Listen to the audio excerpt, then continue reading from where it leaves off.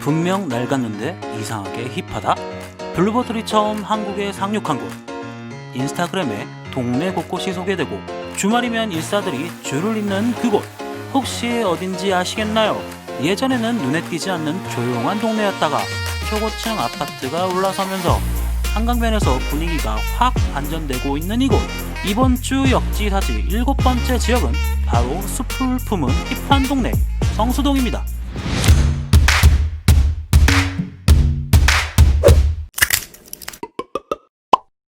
성수동의 위치는 한강과 중랑천이 만나는 곳, 압구정과 청담을 마주보는 한강변에 위치해 있습니다.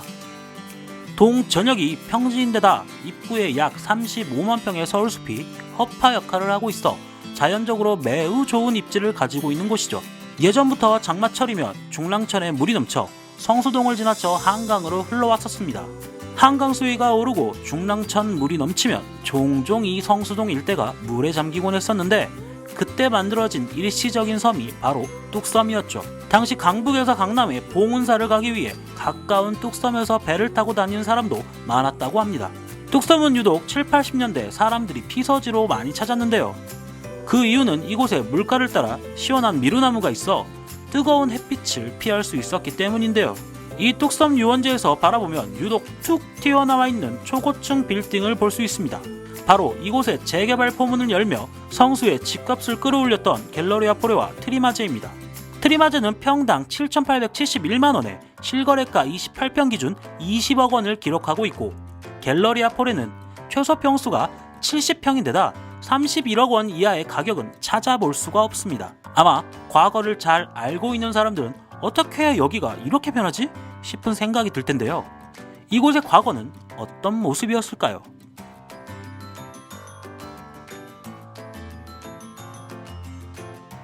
이곳은 예전부터 말과 역사를 함께한 지역이었습니다. 말똥 냄새가 많이 난다고 하여 기피 지역이기도 했는데요. 말 목축을 금지시켰던 병자호란 이전의 조선시대에는 이곳이 전국에서 가장 큰 말 목축장이었다고 합니다.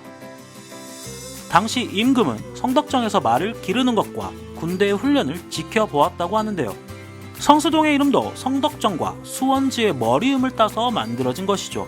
1922년 이곳에는 조선경마구락부가 발족됐습니다. 조선경마구락부는 경마의 공정한 시행과 원활한 보급, 마사의 지능과 축산발전 기여를 목적으로 생겼는데 그해 5월 우리나라에서 처음으로 경마가 보급됐다고 하죠. 1928년에는 신설동에 경마장이 개장됐는데 조선경마구락부는 2년 뒤인 1930년 뚝섬을 경마장으로 쓰기 위해 일찍이 땅을 매입했습니다. 6.25 전쟁 후 신설동 경마장이 폐허가 되면서 한국 마사회는 뚝섬에 본격적으로 경마장 공사를 시작합니다. 모든 재산을 팔아 경마장 사업에 뛰어든 한국 마사회는 갖은 노력을 통해 1954년 5월 8일 뚝섬 경마장을 오픈시킵니다. 전쟁으로 3년 11개월간 경기를 못해 급하게 지은 탓에 경마장 곳곳이 채소밭에 모래와 초지가 섞여 있었지만 사람들은 참 즐거운 시간이었을 겁니다. 경마장이 들어섰던 이곳은 1968년 이번엔 골프장이 들어섭니다. 박정희 전 대통령이 경마장 가운데 채소밭으로 쓰던 땅을 골프장으로 개조하라고 지시하면서부터인데요. 그렇게 생겨난 뚝섬 골프장은 이 기간 초보 골퍼들이 정규 골프장에 입문하기 전 실력을 키우기 위해 거쳐가는 코스였다고 하죠. 당시 골프장과 경마장이 한 곳에 있어 마사회 직원들은 경마장에서 골프공을 줍는 일로 출근을 시작했다는 우픈 에피소드도 있습니다. 약 35년간 꾸준히 시민들의 사랑을 받아오던 경마장은 1989년 지금의 과천 경마장 개장과 함께 문을 닫게 됩니다. 바로 서울시의 서울숲 조성 프로젝트 때문인데요. 골프장도 5년 뒤인 1994년 문을 닫으며 서울숲 내 가족공원으로 변신했습니다. 지금은 볼 수 없는 이때의 모습은 1980년도 영화 바람 불어 좋은 날에 잠깐 등장하는데요. 삼표 레미콘 공장 부지 뒤에 예전 경마장의 모습 보이시나요? 이제 이곳은 서울숲 구석에 승마협회와 말을 보관했던 터만이 남아 있습니다. 삼표레미콘 공장 부지도 서울숲 확대 사업에 따라 새 보금자리를 찾고 있습니다.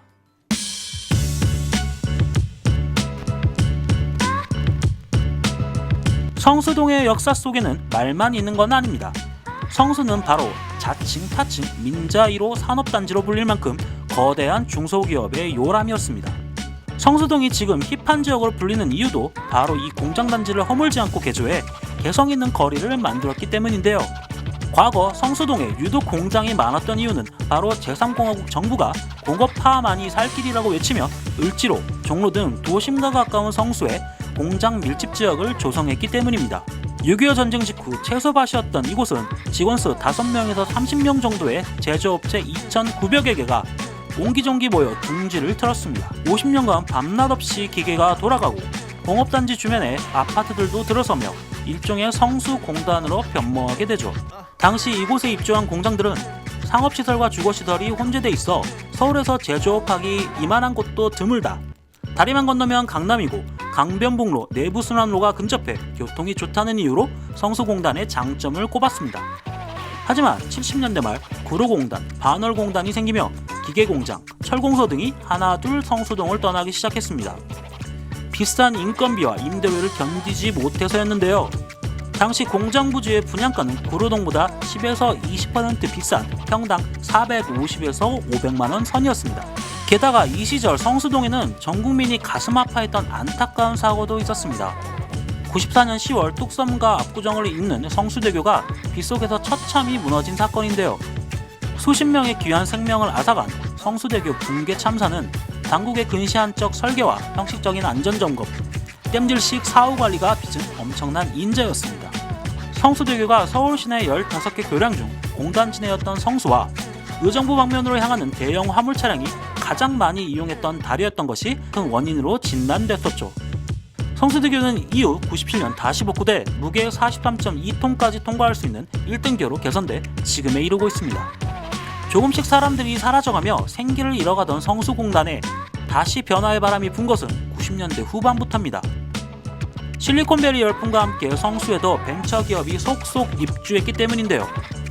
을지로 등에서 넘어온 인쇄업체와 알짜 중견 제조업체도 속속 입주하며 성수는 블루칼라와 화이트칼라가 섞인 도시형 밸리로 변신했죠. 공장의 외형도 아파트형 공장으로 변신하며 기존 2, 3층에서 10여 층 규모로 높이 올라갔습니다. 두 번의 굴곡을 겪었던 성수는 또다시 새로운 활기를 맞이하고 있습니다. 기존 성수에 있던 테크노, 재지 등 벤처 인쇄 기술들이 떠나면서 빈 공장 부지가 복합 문화공간으로 개조되는 등 젊은이들이 창업 열풍을 일으켰기 때문인데요.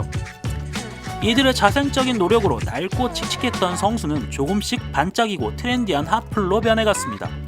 커피계 애플로 불리던 블루보틀도 상업의 중심인 강남이 아닌 성수에 1호점을 낸 일이 대표적이죠. 상점들은 공장과 상가의 외관은 그대로 유지한 채 독특한 아이디어로 내부를 개조해 골목의 편안한 분위기를 그대로 살려냈습니다. 대림창고, 어니언 등이 대표적이죠. 지금 성수동을 가보면 80년대 낡은 골목을 걷는 듯 하지만 홍대 연남동에 온 듯한 묘한 매력도 느낄 수 있습니다.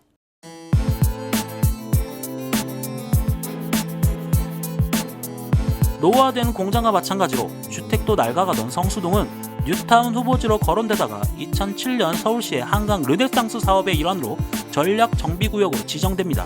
당시 서울시는 전략정비구역 5개 곳과 유도정비구역 5개 곳을 한강변에 지정했는데요. 추후 성수동만 제외하고 나머지 9곳이 모두 중도 취소되는 바람에 성수동은 서울에서 유일하게 진행되는 사업으로 희소성이 부각되기 시작했습니다.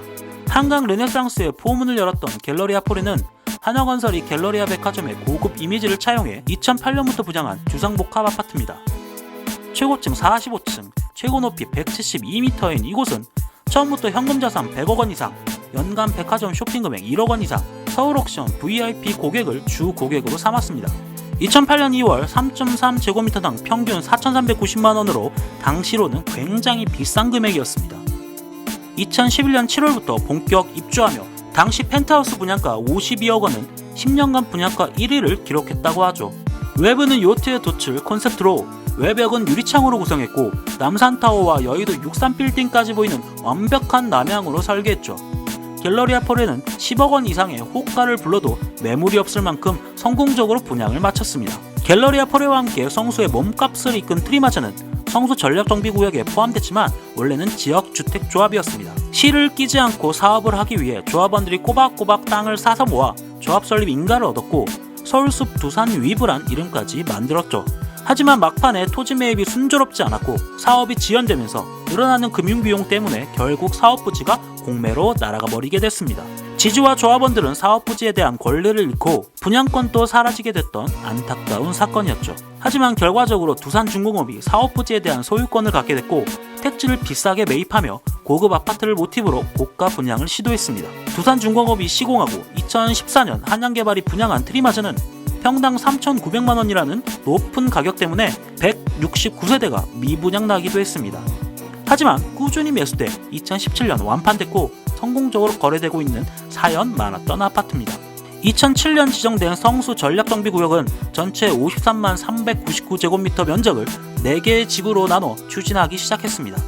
2009년 제1종 지구단위 계획구역으로 지정되며 아파트 총 8,200여 가구에 최고 50층까지 건축을 할 수 있는 근거를 마련하게 됐죠. 당시 성수동 개발 조감도를 보면 좌측의 트리마제를 시작으로 오른쪽 한강변의 높은 건축물들이 나란히 늘어선 모습을 볼 수 있습니다.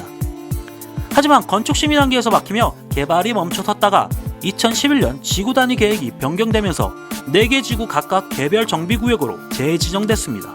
성수 전략정비구역은 아주 느린 속도로 사업을 진행해오다 2016년 8월 트리마제 입주와 함께 사업성이 높아지며 정비사업에 더욱 속도를 내고 있습니다. 무려 13년이란 세월이 흘렀는데요. 지난해 가장 난항이 컸던 성수 2지구는 조합 설립 동의율 75%를 돌파하며 일몰주의 우려도 점차 거치고 있죠. 또다시 커진 사업 기대감에 성수 3지구에 속한 청구 강변 아파트는 31평 18억 원으로 1년 사이에 5억이 올랐고 트리마제 옆 강변 건영 아파트는 2016년 28평에 6억 원이었던 집값이 최근 13억 원에 거래되고 있습니다. 성수동은 집값뿐 아니라 땅값도 상승세를 보이며 지난해 국토부가 발표한 표준지 공시지가가 연평균 20% 이상 오르기도 했습니다. 말과 함께 조선시대부터 사람들의 발걸음이 끊이지 않았고 공단과 주택이 들어서며 복합산업단지로 이용되다 서울숲 초고층 빌딩 개발과 함께 이젠 돈 없으면 못 가는 지역이 된 성수동. 10년, 20년 뒤 개발을 마친 성수동은 지금과 또 다른 어떤 매력을 우리에게 보여줄까요?